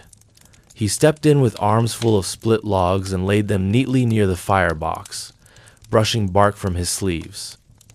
"Wood's dry enough. Should carry us through till evening," he said, setting down the axe near the door. "Thank you," Anne replied, nodding as she stirred. "We'll be baking soon." Thomas washed his hands at the basin and joined Joseph, showing him how to split a stubborn pea pod with his thumb and forefinger. Joseph beamed, happy for the help. The noonday meal was more than nourishment, it was pause and presence. It marked the center of the day, a time to gather, breathe, and share in the simplest of blessings. Though never elaborate, the food was made with care and served with a sense of occasion. From the pantry, Anne retrieved a crock of pickled turnips and another of apples preserved in sweetened vinegar. She placed them on the table alongside a small wheel of cheese wrapped in cloth and a covered pot of salt. The bread dough was ready now. She turned it out onto a floured board and shaped it gently, folding and tucking, her fingers moving with the quiet grace of repetition. Mary watched closely, noting each movement. With practiced hands, Anne placed the round loaf into a blackened pan and opened the oven, which had been heating for over an hour. The smell of smoke and old ash drifted out, mingling with the other scents in the kitchen. She swept aside the coals, slipped the pan inside, and bricked up the opening with a wooden peel. Soon, the bread would begin its slow rise, and the house would fill with its warm, golden aroma. The family began to set the table. Mary laid out the spoons and tin plates, while Joseph folded napkins with great concentration, though his folds were never quite square. Thomas fetched mugs and filled the pitcher from the well. Even Samuel, home from the fields just in time, entered and washed without being asked, his face sun-reddened and hands calloused. They sat together at the long table, the meal arranged neatly in the center. A steaming pot of stew, slices of cold cheese, pickled vegetables, fresh butter, and when the bread emerged just in time, a golden-crusted loaf split and steaming, the air inside still fragrant with yeast. They bowed their heads as Thomas spoke a simple grace, words long memorized and spoken with reverent ease. "For the labor of our hands and the fruit of our hearth we give thanks." They ate slowly, in no rush. The stew was thick and hearty, with flecks of salt pork and bits of carrot and turnip. Mary broke her bread into the broth, watching it soak and swell.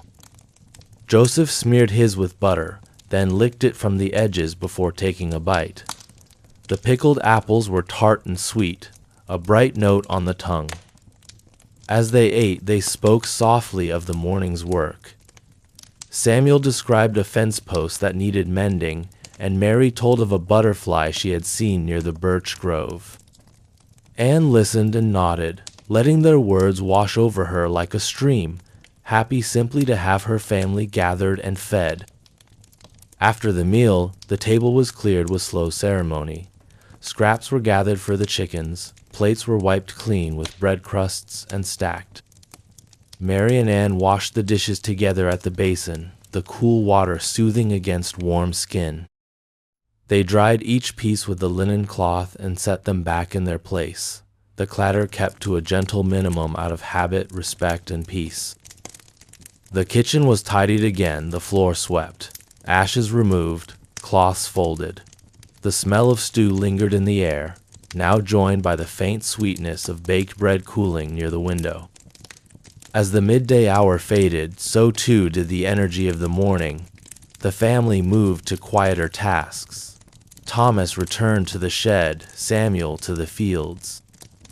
Joseph lay down near the hearth with his wooden sheep and a bit of string. Mary took up her needle and sampler, sitting by the window in a shaft of light. Anne, satisfied with the kitchen, sat beside her, darning a worn stocking. For a time, the only sounds were the ticking of the mantel clock, the soft scratch of thread through linen, and the occasional pop of a coal shifting in the hearth. Anne looked at her daughter and smiled. "You've done good work today, Mary. Your butter was fine, and your hands are strong now for the kneading." Mary blushed a little, pleased. "I like the kitchen. It's warm." Anne reached over and brushed a crumb from her daughter's sleeve. "It is, not just with fire, with the work of our hands and the quiet of our hearts. It's where the day begins and ends." Outside, the shadows stretched slowly across the village. But inside the kitchen, the glow remained the glow of firelight, of shared bread, of silent love stitched into every seam of daily life. And as the afternoon slipped quietly toward evening, the kitchen waited. It would hum again to marpots steaming, spoons stirring, bread rising just as it had today and yesterday and long before. The afternoon sun reigned over the sprawling fields of the village, its light both brilliant and gently a steady reminder of life's slow, unfolding work. In the soft and simmering warmth of midday, the fields became a living canvas of green and gold, where every blade of grass, every ear of corn, and every furrowed line in the soil told a quiet story of cultivation and care. Thomas and Samuel made their way toward the eastern fields, their every step measured and unhurried. They wore the marks of labor, sun-browned skin, calloused hands, and faces softened by the gentle lines of years spent in honest toil. With each deliberate breath, they carried not only the burden of the day's work, but also a silent gratitude for the simplicity of their existence. As they stepped onto the land, the earth itself seemed to speak. The rich, dark soil carried the smell of rain and past harvests a deep, loamy aroma that evoked both memories and the promise of a fruitful future. The fields were neatly arranged, each bed of crops a testament to the village's careful planning and enduring connection with the land. Here, corn stalks stretched tall and proud, their green leaves reaching upward as if in silent prayer to the sun. There were patches of beans climbing wooden trellises, and rows of turnips neatly tucked beneath the soil, their rounded forms hidden from view until the moment of harvest. Thomas paused for a moment to run his hand along a furrow he had just plowed the day before. The soil crumbled gently beneath his rough fingers, soft and yielding a texture that spoke of life renewed every season. "There is a quiet promise here," he murmured, his voice low and reverent, as if he were sharing a secret with the land itself. Samuel, who followed close behind, nodded in agreement. Samuel was the quieter of the two, the one whose observations often went unspoken, yet were deeply felt. He knelt beside a cluster of newly sprouted seedlings, letting his hands sink lightly into the earth. "Each seed is a whisper, waiting to become a shout," he said softly, almost to himself. In that moment, the gentle murmur of the field became a chorus of possibilities, each plant a note in nature's delicate symphony. The two men set about their work in companionable silence, a comfortable rhythm born of years spent together in labor. Samuel's task was to tend to the rows of beans, carefully guiding the delicate tendrils along slender poles. With steady, measured movements, he would tug here and adjust there, ensuring that every vine had its space to grow. The movements were repetitive and meditative, an ancient dance between man and nature. His fingers, stained with earth, moved with the familiarity of a well-rehearsed ritual, each motion a quiet tribute to life in its raw, unfettered form. Thomas moved to the more expansive fields of corn. His strong arms worked the hoe with deliberate grace, clearing the weeds that dared to encroach upon the precious crop. His eyes would periodically lift to survey the rows, watching as the corn stalks swayed gently in the breeze. For him, the field was more than a patch of cultivated land. It was a living tableau of the village's legacy, a portrait of perseverance etched in every furrow. The sound of his hoe striking the soft earth became a metronome to the day, punctuating the silence with each measured blow. The heat of the afternoon was softened by a gentle wind that whispered through the fields, carrying with it the sense of ripening crops and the distant tang of the sea. Far off, beyond the cluster of trees bordering the fields, a slow-moving river mirrored the brilliance of the sun. Its surface, dotted with drifting leaves and the occasional ripple of a fish's passage, lent a reflective quality to the day, a reminder that even the busiest hours of work were intertwined with moments of quiet reflection. Occasionally, neighbors would pause in their work to exchange a few kind words, their voices low and friendly. In one corner of the field, Mrs. Abigail, a kindly widow known for her delicious preserves, tended to her small patch of lettuce and radish. Her weathered face broke into a gentle smile as Thomas offered a nod in greeting. "Good day, Mrs. Abigail," he called softly. She replied, "May your day bring you abundance, Thomas." And the two shared a moment of silent hope that the harvest would be generous. Between tasks, Thomas and Samuel took brief pauses, leaning against the wooden supports of a scarecrow that stood watch over the field. The scarecrow, a patchwork figure dressed in old clothes and a wide-brimmed hat, was as much a symbol of the village as it was a guardian of the crops. In these moments of rest, the two men would watch the clouds drift slowly across the sky. Every cloud, every subtle shift in the light, seemed to speak of change and continuity, a timeless cycle that mirrored their own lives of ceaseless work and quiet triumph. At one point, a gentle call from the distance reached them, a cry that signaled the approach of a young laborer returning from a neighboring task. It was Jonathan, a sprightly boy with bright eyes and an eager spirit, known throughout the fields for his helpful nature. Jonathan arrived riding a small, sturdy cart laden with freshly gathered eggs and a bundle of recently dried herbs. "I thought these might help with the stew this eve," he said cheerfully. His contribution was welcomed as another small piece in the mosaic of communal life, where every person's work was a note in the larger symphony of survival and gratitude. In the field, time seemed to stretch and contract all at once. There were moments when the labor was so gentle, so ingrained in the heartbeat of the land, that even the heavy weight of fatigue melted into a serene satisfaction. Samuel paused once again, his eyes fixed on a line of vibrant wildflowers creeping up at the edge of the corn row. "It is in these small bursts of color," he remarked quietly, "that we find our reminders of beauty amidst the toil." Thomas looked over and smiled. "Indeed," he agreed, "each bloom is as fragile as it is persistent a lesson in itself." As the sun slowly began its descent toward the horizon, the colors of the day deepened. The brilliant midday gold softened into hues of amber and soft red, the sky becoming a vast tapestry of gentle oranges and purples. Shadows lengthened and mingled across the field, creating a patchwork of dark and light. The labor continued, yet the pace had slowed as if the land itself were bidding farewell to the heat. The two men gathered the tools and made their way to a small wooden shed at the edge of the field, a repository for the day's harvest and a place to store their well-worn equipment until the next call of duty. Inside the shed, the air was cooler, filled with the musky scent of wood shavings and the comforting murmur of insects hidden in the rafters. Thomas set his hoe aside and dusted off his hands, while Samuel gently brushed the dirt from his trousers, both pausing to savor the still, dimming light filtering through a single small window.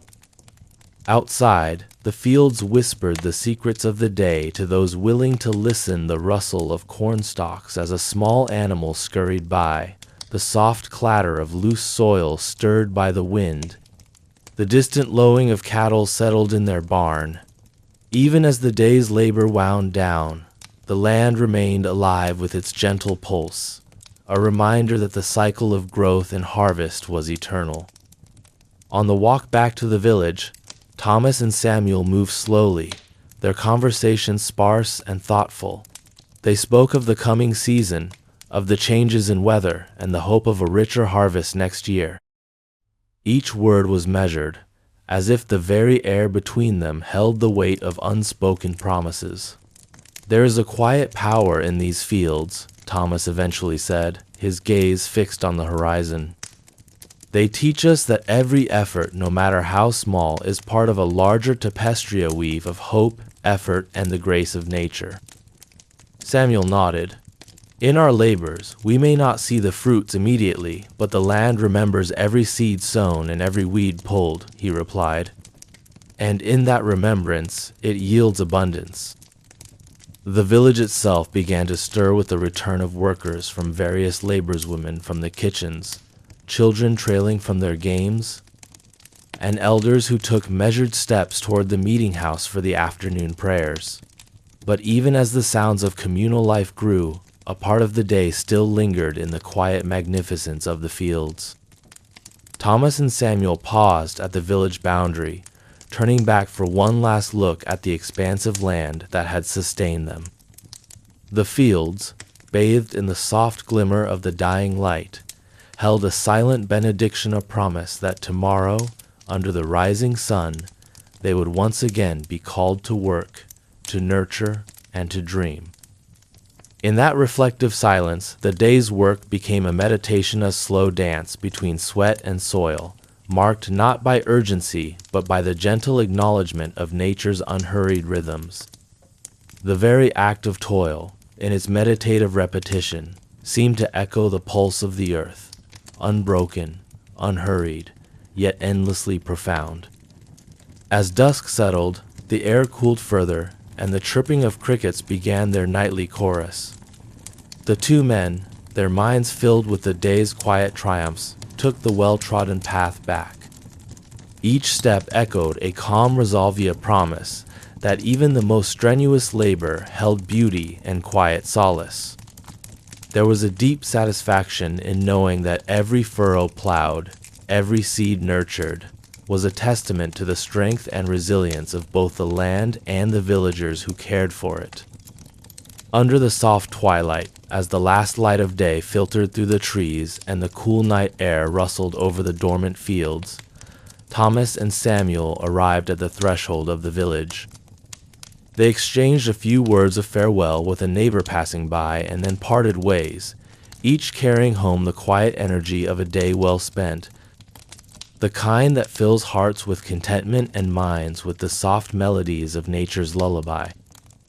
That evening, as the stars began to peek out from a deepening indigo sky and the village lights twinkled like fireflies in the distance, the memory of the afternoon in the fields remained. It was a memory painted in the muted hues of earth and sky, in which every spoken word was measured like a breath, and every silent pause was a moment of communion with nature itself. In the quiet hours of the night, as Thomas lay on his modest cot and Samuel sat by a small lamp near his wooden table, the images of the day's labor mingled with dreams. In those dreams, the fields stretched out far beyond the boundaries of the village, a gentle, perpetual sea of green and gold, a reminder that even in the simplest acts of work, there lies a profound connection to the pulse of nature. Thus ended another day in the village, a day where every seed planted, every weed removed, and every moment of quiet effort became part of the slow, unfolding story of life. And in that story, the land and its caretakers whispered a simple truth, that the beauty of the world is found not only in grand gestures, but also in the quiet, steady labor of love and hope. The air that morning had a subtle change in it, cooler than the day before, with a faint scent of drying leaves and distant wood smoke. A quiet breeze passed through the village, stirring the eaves of homes and fluttering clotheslines like whispers between rooftops. Birds chattered softly in the hedgerows as if speaking of the changing season. It was a good day for an errand, and Anne had decided that she and Mary would walk to the apothecary. Inside their cottage, the kitchen had been tidied, and the bread already baked for the evening. The hearth was banked low, and Joseph had been left in the care of Thomas, who was mending a stool leg by the window with quiet focus. With shawls drawn close and baskets in hand, Anne and Mary stepped out onto the path that led toward the village's northern corner, where the apothecary's shop stood nestled beside a lilac hedge now long past bloom. The road was lined with turning trees. Their colors had begun to shift, green giving way to gold and rust, though many still clung to the fullness of summer. The path was not far, perhaps a quarter-hour's walk, but Anne never rushed. Her steps were even and unhurried, her pace the same whether crossing a room or walking to town. Mary matched her, falling easily into the slow rhythm of their journey. "Do you think he'll have horehound today?" Mary asked after a stretch of silence. Anne nodded, her eyes scanning the distant treetops. "If not fresh, then dried. But dried is stronger. You must steep it longer and strain it twice." "I remember. For coughs and chest cold." "That's right. And you sweeten it with honey, not sugar." The conversation settled again into stillness, broken only by the crunch of pebbles underfoot and the occasional kurr of a grasshopper fleeing from their steps. When they reached the heart of the village, the buildings began to changeless home, more trade. The smell of wood smoke mingled now with tallow, dried herbs, and the tang of iron from the smithy nearby. And then they came to it, the apothecary's shop. It sat like a carefully kept secret between two homes, its windows small and filled with glinting jars. A simple wooden sign above the door read "Physic Herbals," the lettering faded by time but still legible. The door was painted deep green, and beside it hung a bundle of dried lavender tied with rough twine, perhaps as a charm, or perhaps simply to sweeten the air.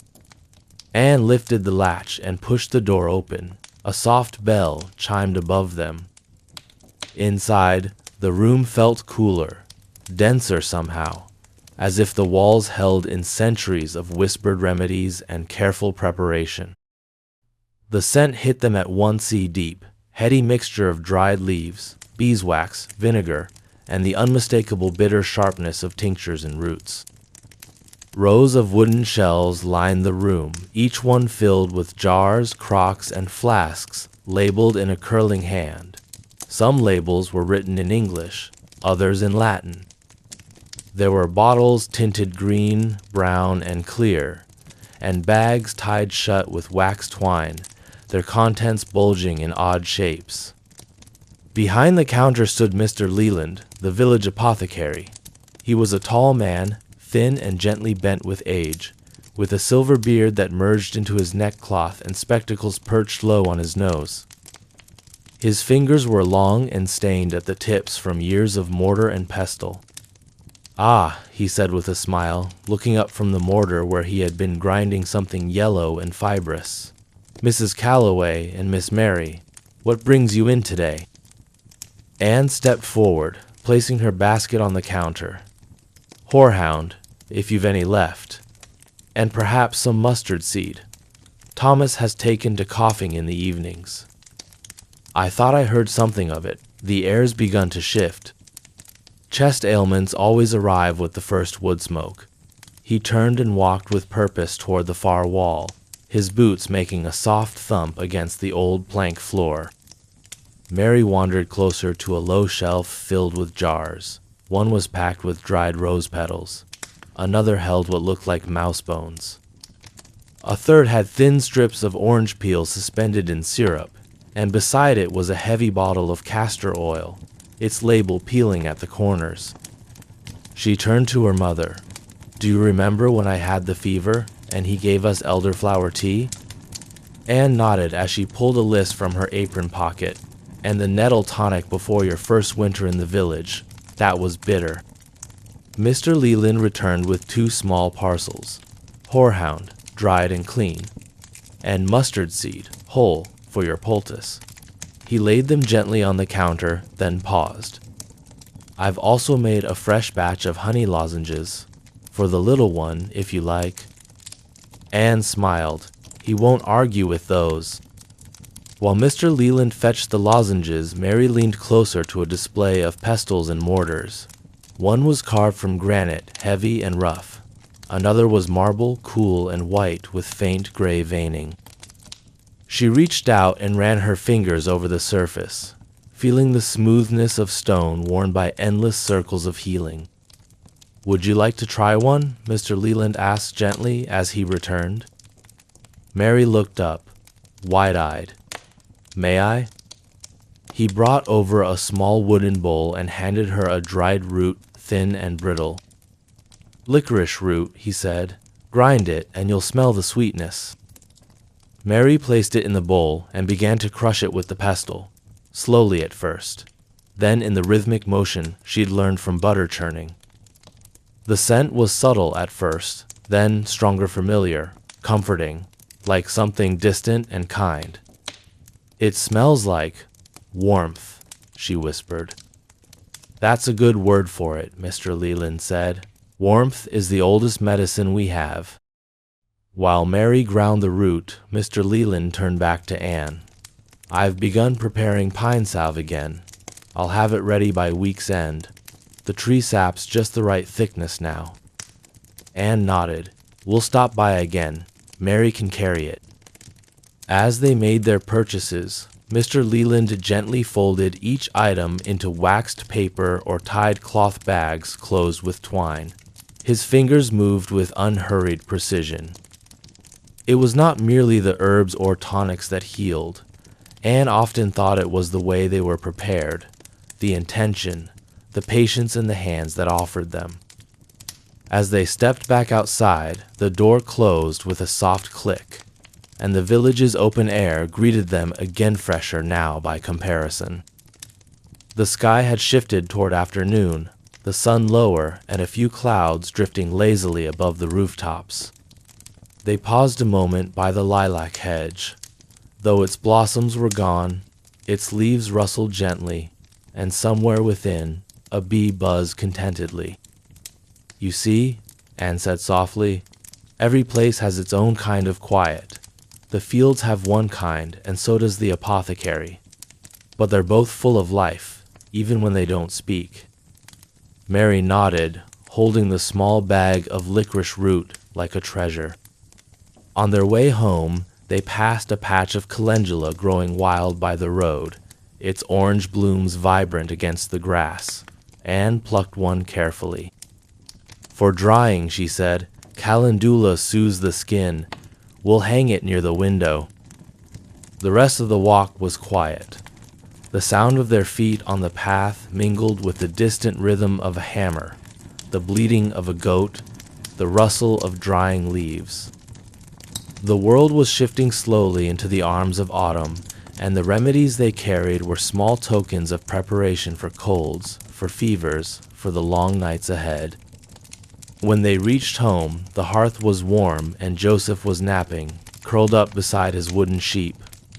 Anne unpacked the items onto the table, each one laid out like a spell. Mary placed the licorice root in a small jar and wrote the label carefully with charcoal on a scrap of paper.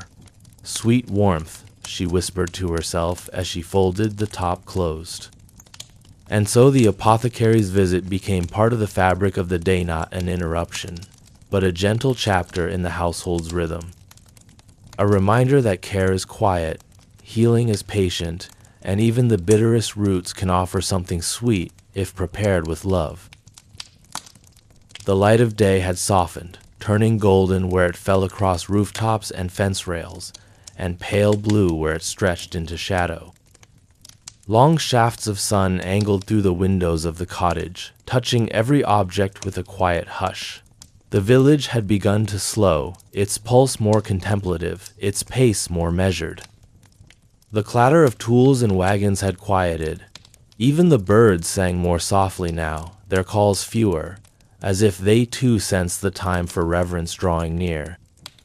From the hearth, the scent of warm bread lingered, now joined by the subtle sweetness of lavender and beeswax. Anne stood at the table with Mary, folding the family's better garmenza clean shift for herself, Samuel's mended trousers, and Mary's freshly brushed bonnet. A faint starchiness clung to the linen, a sign of care taken even in the smallest acts. The bell would toll soon. In every home, shutters were drawn open to the evening breeze, and families prepare some in silence, some with soft hymns on their lips. Shoes were polished, sleeves straightened, and hair gently brushed. This was not Sunday worship, but the midweek evening prayer tradition kept not by commandment, but by longing, a longing for stillness, for quiet thanks, for a place to lay burdens down and gather breath before week's end. Thomas buttoned his vest in the corner, his motion slow but sure. He had washed just minutes earlier at the basin, the towel now drying beside the window. Joseph, too young to understand the fullness of such gatherings, had been dressed in his softest tunic, and was now watching Mary adjust the collar of her dress with a seriousness only children could wear. "Will the bell ring loud tonight?" he asked. "It always does," Mary said gently, smoothing a wrinkle from her skirt, "but only for a little while." He nodded, half reassured, half curious. His wide eyes had never tired of the sound. And then it came. The first toll of the bell rang out across the rooftop steep, sonorous and slow. It echoed through the narrow lanes, between trees, across fields, and all the way to the stream beyond the orchard. One by one, other homes answered not with voices, but with movement. Doors opened, steps were taken, candles were extinguished. The village shifted, like a great body leaning toward light. The Calloways stepped outside into the dusk. The sky overhead was a wash of soft violet, the moon a pale thumbprint just beginning to rise. The scent of late summer grass filled the air, laced with smoke from hearths and the faint sweetness of drying corn. The path to the meeting house was worn and familiar, bordered by low stone walls and clumps of goldenrod swaying in the breeze. Others walked ahead, and behind them neighbors, friends, elders wrapped in shawls, and children walking barefoot through dust. No one spoke loudly. Words, when shared, were whispers. This was not silence out of fear or formality, but reverence born from years of shared ritual. The meeting house stood tall and simple at the top of a gentle slope. Built from hewn pine and whitewashed each spring, it bore no ornament but the bell tower and a row of tall windows now catching the last amber light of the sun. Its door stood open. Inside, candles flickered. Mary always loved the smell of the meeting house-aged wood, beeswax polish, a hint of parchment and old ink from the clerk's desk. The benches were plain, their surfaces smooth from countless hours of sitting. Along the walls hung small wooden pegs for hats and cloaks. A narrow pulpit rose at the front of the room, its base carved with a single verse. "Be still and know that I am God." Anne took her usual place on the left side, seated beside Ruthie's mother and two elderly women who always smelled faintly of rosemary and wore shawls no matter the season. Thomas and Samuel sat across the aisle. Joseph nestled beside them, his legs swinging above the floor. Mary took her place next to her mother and folded her hands in her lap, her eyes tracing the grain in the pew ahead of her. More families filtered in. The room slowly filled, but never grew loud. The bell fell silent, and then, as the sun slipped behind the western hills, the final candle was lit. The minister stepped forward, not a man of grandeur, but of humility. His robes were plain, his hands work-worn. He cleared his throat, not to command attention, but to join the silence. He began with a reading, not a sermon, but a verse, familiar, loved, spoken not to instruct, but to remind. "The Lord is my shepherd, I shall not want." Mary had heard it many times. Each time it felt new, like a blanket wrapped freshly around her shoulders. The reading was followed by prayer. Eyes closed, heads bowed, the room sank deeper into stillness. The prayers were not long. They were not full of fire or fear. They were quiet pleas for rain, for health, for strength in weariness. A prayer was spoken for an old widow who had fallen, and another for the birth expected next week. The words were woven like threads in a quilt, each simple, but together a covering for all present. When the prayers ended, a hymn began. No instruments, only voices. Slow and soft, it began in the front row and spread gently through the room. Each note rose like smoke toward the beams above. Mary sang with her mother, her voice small but clear. Thomas's voice was deep and steady. Even Joseph hummed a little, his lips parted in awe. The hymn spoke of light and paths, of peace in storm and strength in trial. The words weren't written in the books before them, they were held in memory, passed down, sung in kitchens, fields, and candlelit rooms, sung now, together. When the hymn ended, no one moved immediately. There was a pause, just a moment, when the silence felt sacred, as if the air itself were listening. Then the minister stepped back, bowed his head, and the room began to stir. One by one, the congregation stood. They did not rush to leave. Many lingered, speaking softly, embracing old friends, trading baskets of herbs or loaves of bread saved from the day's baking. Children gathered outside by the path, chasing fireflies and whispering secrets into the tall grass. Anne greeted Mrs. Winthrop with a nod, and Thomas shook hands with a neighbor whose cow had calved that morning. Mary found Ruthie by the lilac bush and walked slowly with her down the hill, their heads together, their talk hushed and warm. As the Callaways walked home, the moon had risen higher, casting a silver sheen across the fields. The air had cooled, but not unkindly. Crickets chirped, and somewhere in the trees, an owl called one slow and distant. At home, Joseph was tucked into bed without protest. Mary changed into her nightgown and brushed her hair slowly before the hearth. Anne snuffed the candles one by one, the room gently fading into shadow. Before sleep, they prayed once more, not in the meeting house, but in the quiet of their room. A simple prayer. Gratitude, protection, peace. May the Lord watch between us while we sleep. May He guide our dreams and guard our waking. Outside, the village had settled into darkness, but it was not empty. It was full of everything that had been spoken and sung and carried in silence. The bell tower stood dark now, but the echoes of its call lingered in the rafters, in the streets, and in the hearts of those who had gathered. And above it all, stars emerged, slow and steady, keeping watch over a village that had paused, prayed, and found stillness. It began with a scent. Not the scent of hearth smoke or rising bread, nor the clean breath of pine from the woodpile outside, but the deeper, older smell of damp earth and distant rain. It crept through the open cracks in the windowsill, brushed the sillflowers with a whisper, and settled into the corners of the home like a hushed warning. Anne noticed it first while rinsing Joseph's bowl in the basin.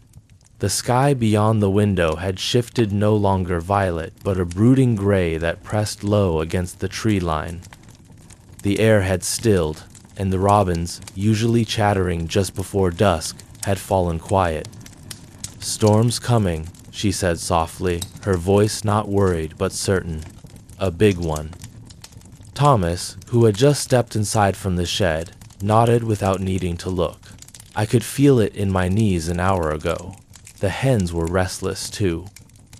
He stepped back out to secure the tool, stucking the axe beneath the bench, turning the wheelbarrow upside down, and called for Samuel to help latch the barn doors. In the distance, a single rumble of thunder rolled over the hills, long and low, like a wooden barrel being slowly turned on stone. Inside the cottage, the world responded with gentle motion. Anne moved through the rooms quietly, closing the shutters, drawing the thick curtains over the front window. Mary helped bring the drying herbs in from the porch, a bundle of mint, some feverfew, and 2 stalks of goldenrod that still held the sun's color. They hung them in the corner near the hearth, where the air would stay dry. The air inside now felt thicker, and the first fat drops began to fall, tapping softly on the roof like fingertips on a drum. Then more came, quickening, until the entire house seemed wrapped in the sound of rain. Joseph crawled into Anne's lap with his wooden sheep and buried his face against her apron. "Will it be loud?" he asked. "A little," she said gently, wrapping her arms around him, "but only for a short while. Just a bit of sky washing." He considered this and nodded, nestling in closer. The hearth, earlier quiet, was stoked again. Thomas returned from outside with his hat dripping, placed it by the door, and added another log to the fire. The flames took quickly, licking at the wood with orange tongues and filling the room with the scent of oak smoke and old iron. They gathered around the hearth not out of fear, but instinct. The fire became the center of the evening, its warmth chasing the chill that had crept in behind the storm. Shadows flickered on the walls, dancing with the rhythm of the wind against the house. Outside, the thunder rolled again, louder this time, closer. The rain came harder, steady and drumming, washing the dust from the path, the leaves, the rooftops. Puddles formed in the dips of the lane. Chickens rustled nervously in their coop, and the weather vane on the barn spun in slow, indecisive turns. Inside, Mary brought out the old story basket from beneath the bench. It was not really a basket for stories that held scraps of cloth, a broken-handled bell, an old wooden doll with one painted eye butt over the years. It had become the beginning of many tales. The moment it was placed by the hearth, everyone understood. It was time for stories. Anne began, as she always did, with the story of the lost glove. It was a gentle tale of a girl who dropped her mitten on a forest path, only to find it days later as a mouse's bed. Joseph, who had heard it many times, listened with the wide-eyed anticipation of a child hearing it for the first. Mary followed with a newer tale she had heard from a neighbor. It was about a farmer who chased his runaway hat across 4 fields and into a hollow stump, only to find it sitting atop a fox who refused to return it unless traded for a biscuit. Thomas chuckled at this and added a tale of his own. The time a squirrel stole his apple and dared to sit on the fence to eat it, staring straight into the window as if to show off. Laughter filled the room, not loud, but full and warm. Outside, the storm continued, now accompanied by occasional flashes of light that turned the curtains momentarily pale. With each flash, the children gasped, then waited for the thunder that followed. 1, 2, 3, Mary counted. Then came the thunder booming and round, like a drumbeat sent down from the sky. Joseph pressed his hands to his ears, but then peeked out and whispered, "That one was close." Anne smiled and pulled the wool blanket tighter around them all. The closer it is, the quicker it'll pass. After the stories came silence, a comfortable kind. They watched the fire. The wind howled briefly at the corners of the house, but the beams did not creak. The cottage, though old, was sturdy, built to withstand not only time, but weather. It had stood through countless such storms, and each time, the hearth had glowed through it. Eventually, Anne reached for the small tin box by the mantel. Inside were lengths of candle stubs and 3 small twists of hard sugar candy wrapped in wax paper. She gave one to each child. "Storm sweets," she said, as she always had. Mary unwrapped hers carefully, holding the paper with reverence. "You only make these in late summer." Anne nodded. "When the peppermint's strongest, keeps us warm from the inside." The candy melted slowly on their tongues, its sweetness mixing with the warmth of the fire. the scent of damp wood, and the muffled pulse of rain on the roof. They spoke less now. The storm was beginning to pass. The thunder, still present, had grown distant again, and the wind had quieted. Rain still fell, but more softly, like fingers brushing a drumhead rather than pounding it. Thomas leaned back in his chair, hands folded over his stomach, eyes half-lidded. "They say every good storm washes something clean," he murmured. "Even things you can't see." Anne glanced at him. "And what does this one wash?" He opened his eyes and smiled at her. "Whatever needs it." Mary yawned and leaned against her mother's shoulder. Joseph was already asleep, head against her lap, his little hands still holding the wooden sheep. One by one, the room began to fade into shadow. The fire still burned, but the candles were low. The storm had dwindled into a soft drizzle, and even the trees seemed to sway more gently now, their leaves darkened but still whole. Anne stood slowly and gathered Joseph into her arms, cradling him against her chest. Mary followed, rubbing her eyes. Thomas banked the fire, pushing the logs inward, letting them glow red, but not flare. They moved through the darkened cottage like a tide receding up the stairs, into blankets, beneath quilts that held the scent of lavender and line-dried linen. Outside, the last of the storm passed. The moon, hidden all night, peeked through the thinning clouds. Stars emerged, faint but steady. The earth, washed clean, smelled of moss and bark and newness. Inside, the hearthstone was warm, the floor swept, the doors latched. And in sleep, the stories of the night, the laughter, the thunder, the warmth, and the hush wove themselves into the dreams of the quiet house.